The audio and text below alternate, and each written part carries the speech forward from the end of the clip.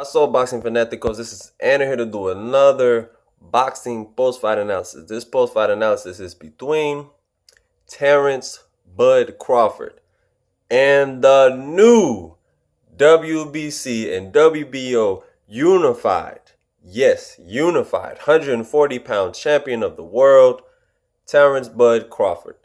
And he defeated the great, very long, lanky, strong, technical, I have to just keep saying it, technical fighter, Victor Postal. And he made Victor Postal look very, very, very ordinary. And a lot of people, they just can't believe it. They're like, I don't understand it. What happened? I just don't get how Terrence beat him so easily. Like, did they have it fixed? It was not fixed, my people. He was just more talented last night. Skills were on par, perfect. I mean, just picture perfect. Let's just show the numbers. let's get to the numbers, my people. I don't know if you can see that, but Terrence Crawford landed 141 punches, 388 thrown, 36%. Very, very good out of total punches. Only 83 punches out of 12 rounds for Victor Postal. 244 thrown equals 34%. Now, people are sitting back and they're telling themselves, how could this be? How could Victor Postal do what he did? I'm going to tell you how, in the first couple rounds, Victor Postal using a jab, being very precise, being very slick in there. Terrence looked a little bit cautious, a little over cautious. He didn't throw many punches. I think they both landed 6 punches in the first round. Victor landed a punch at the end of the round to punctuate that round, so I gave that round to Victor.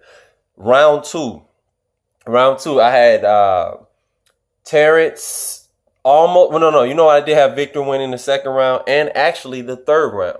But then from the fourth round on, I had Terrence just dominating the fight because he started to take over in the fifth round, dropped him twice. I believe the first one was a right hook in the first 5 seconds of the round. I could be wrong. You guys let me know. And he dropped him really quick. I mean, it was just a check right hook in that southpaw stance that he was in all night long.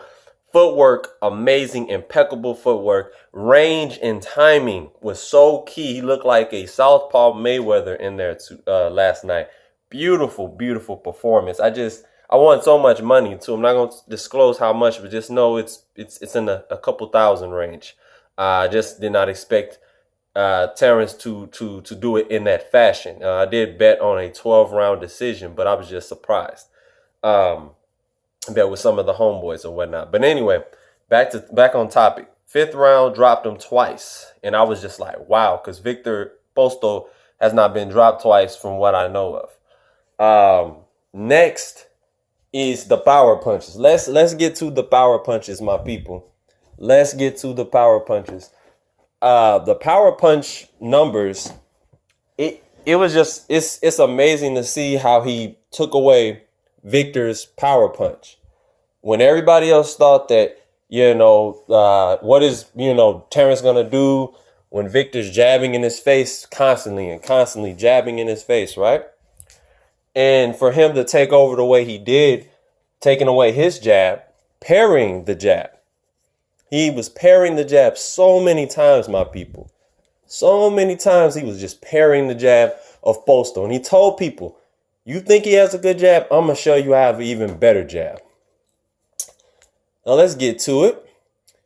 Now, when you see these numbers, I believe they're right. A lot of people say don't believe punch that. Let's pause it. And then we see here, if you can see that, 107 landed for Crawford out of 12 rounds and 216 thrown. That's 50%. If you land 50% of your power punches, you're more than likely either going to knock out your opponent or win the fight by decision.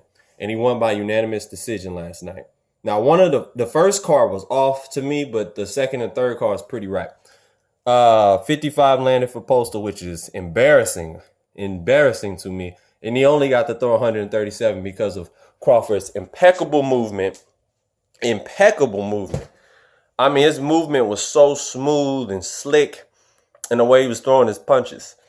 And the timing, every time Victor thought, oh, I can throw with this guy, fuck him, I'm going to just go crazy and beat his ass.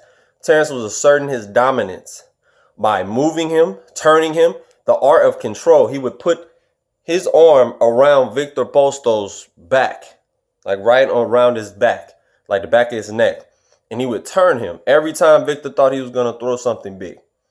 So that let me know that he learned a lot in this training camp that he was in. He had really good sparring, and he trained for somebody that was going to come forward and somebody who was going to box a little bit. Now, Victor said, I wanted to give the fans a fight, a big fight, but you were kind of running when Terrence like, come on, like, let's fight. When he, looked at him and said, let's do this, let's fight.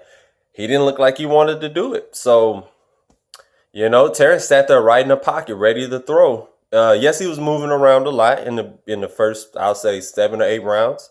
But he was landing a lot of punches too. And like I said, he dropped them twice. What more do you want? Victor Postal he has a proven chin. Proven chin. And it showed last night. I give him all the respect for that. I just wish he would have tried to control range more with his, like just with his footwork and then the jab. Like, use it in unison. And throw the overhand right earlier. Freddie told him to throw the overhand right in the middle of the rounds. Should have been telling him to throw that from the get-go, especially because he was in the southpaw stance. And where was your left hook at, Victor Postal? Supposed to be such a technical, world-class boxer. First thing you learn when you face a southpaw is to learn how to feint, freeze him, and throw the left hook.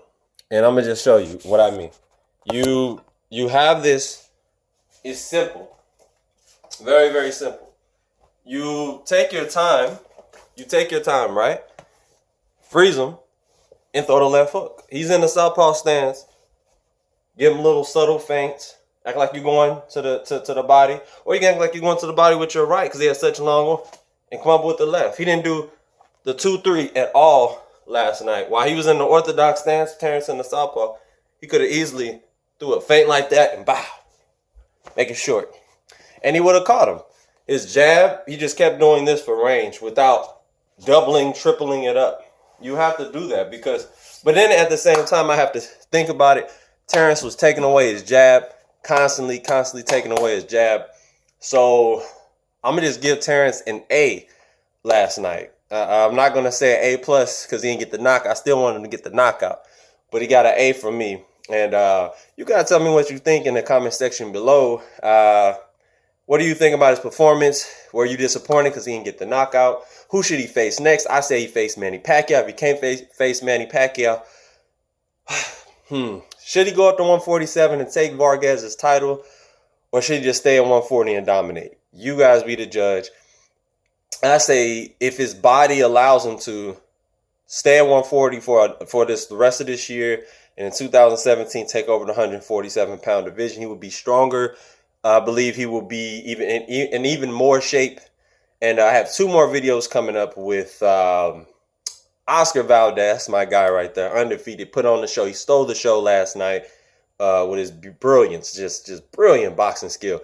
And I will have one about Jose Benavidez Jr. as well. So, like I said, you guys give me feedback, hate, comment, subscribe, and we'll get back to you with more boxing analysis, news, and updates. Peace.